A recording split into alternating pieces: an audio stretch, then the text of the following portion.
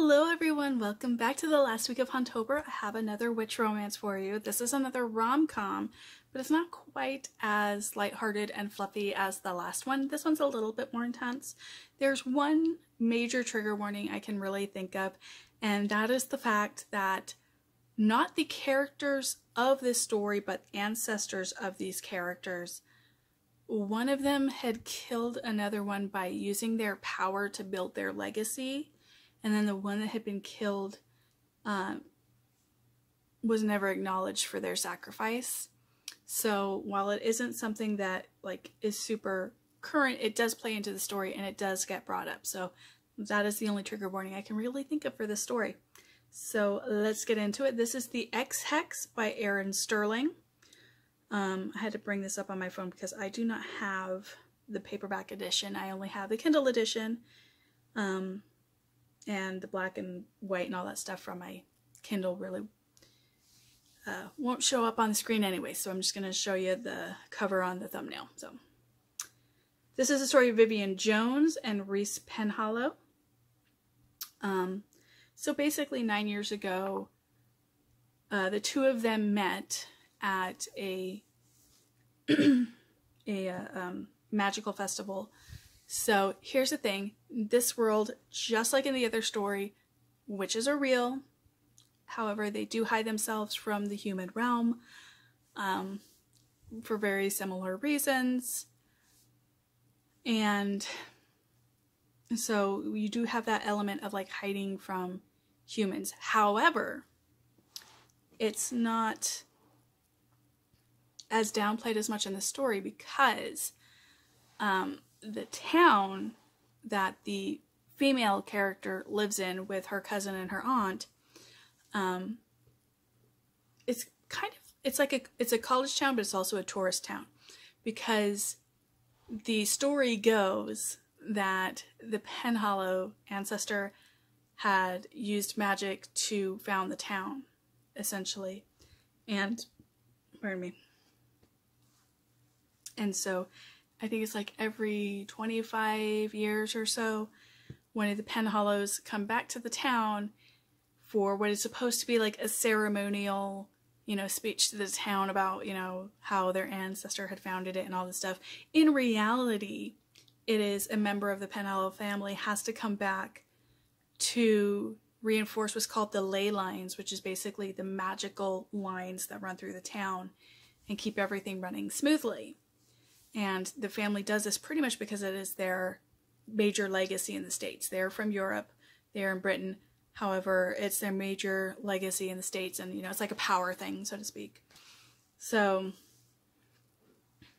the two of them had met 9 years ago at a festival because he had been here for some sort of summer classes, because they do have actual classes pertaining to witchcraft at the college, but they're done under a pseudo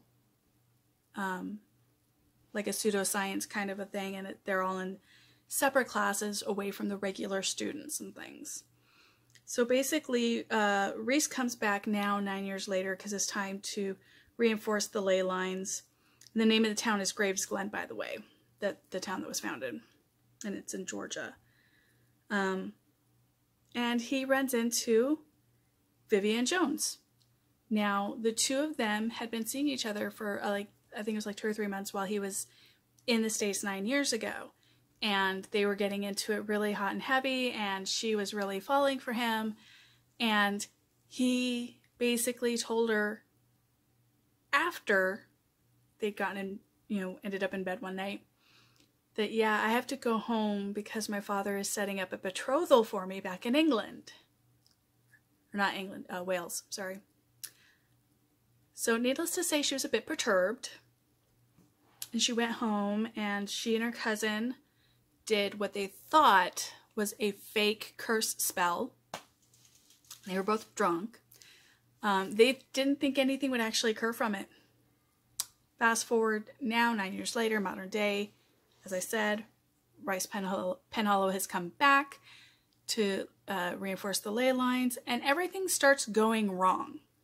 Ever since he gets back in Georgia, everything is going wrong. His rental car breaks down, it's raining, Nothing goes right. When he goes to do his speech at the town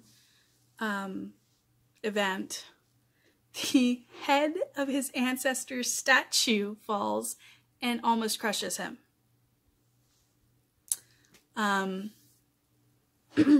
So Vivian's cousin and aunt own this little fake magic shop.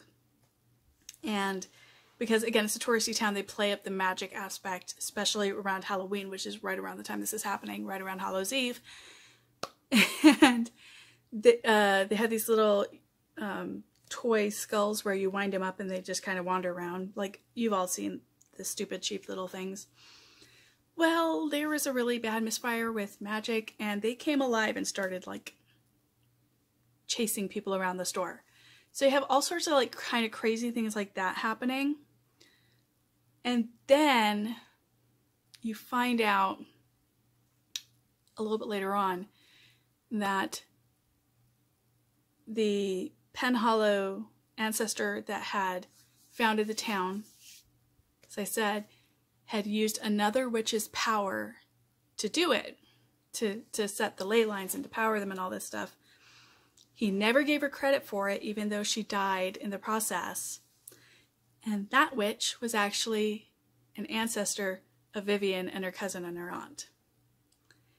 And so when the two girls had done the curse 9 years ago, even though it was a really cheap curse, then it was not really, they didn't really put any effort behind it. They weren't actively trying to curse him.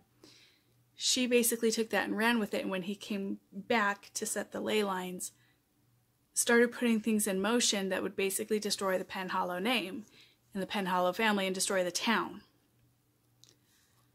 And basically, whether or not this ancestor's very justifiably angry, vengeful spirit goes through with it and does what she intends to do or not is going to hinge on Vivian and Rhys, and whether or not the feelings that they've developed for each other, again, are true or not, and whether or not he can make a reasonable amount of amends with the spirit. So it's really an interesting story. There is a lot of backstory. There's a lot of, like, magic and ghosts. Like, there's some really interesting scene with ghosts in this. And there's a lot of like melodrama that goes on, but it's really well done. The author does a really good job of, like, setting scenes, setting up the world, setting up the lore and the histories and all these things. There's even a part where a human con artist comes in and kind of hoodwinks everybody. So there's a lot of really fun stuff in there. And good lord, the sexual tension between the two main characters is through the roof. There's a lot of scenes where you're sitting there you're fanning yourself by the time you finish the scene, if you know what I mean. Super fun. You do get a lot of interesting family dynamics. Vivian never knew that she had been a witch. Her mother had been a particularly powerful witch, but had married her father, who I believe was human, and basically was not raising her daughter to be a witch, but her parents had passed away when she was young, so then she went to go live with her cousin and aunt, and that's how she found out that she was a witch. So there is an element of a lot of the exposition comes from Vivian because she's still learning things that maybe would have been learned when she was younger, relearning things, learning different perspectives, because there is a continuous educational aspect to witchcraft in this story. It's really fun. It's really well done, and I definitely intend to read any other books by the author for sure. I'm going to be looking them up probably once Hontober's over. I'll start looking them up. I might use them for next Hontober, or I might just use them throughout the year. Who knows? But that said, I hope you enjoyed this review. Oh, again, I am going to start stepping away from doing stars for my reviews, and I'm just going to go with whether I would recommend it or not. Yeah, I would pretty heavily recommend this. There's, like I said, there's, just like with the last one, there's not a lot of violence. There is reference to violence that happened in the past, but there's not really a whole lot of violence that happens in this one. There's not really a whole lot of triggering things to it, with the exception of the backstory of the ancestors. But there's a heck of a lot of really fun scenes. There's a lot of really fun commentary from like the cousin and the aunts and things. It's just super fun, but it also has a lot of drama and a whole lot of sexual tension. I didn't have any problem getting through it. Like sometimes with some stories, I have to go away and come back and go away and come back, just because I might not get into the stories quick. I got into this one just as quick as I got into the last one. Super fun. I would definitely recommend it. I think a lot of people would enjoy it. Yeah. If you haven't read it, I recommend that you go get it now and read it on Halloween after you've gorged on Halloween candy. So I hope you enjoyed the review. I look forward to seeing you at the next one. You have a great day. Take care. Bye-bye.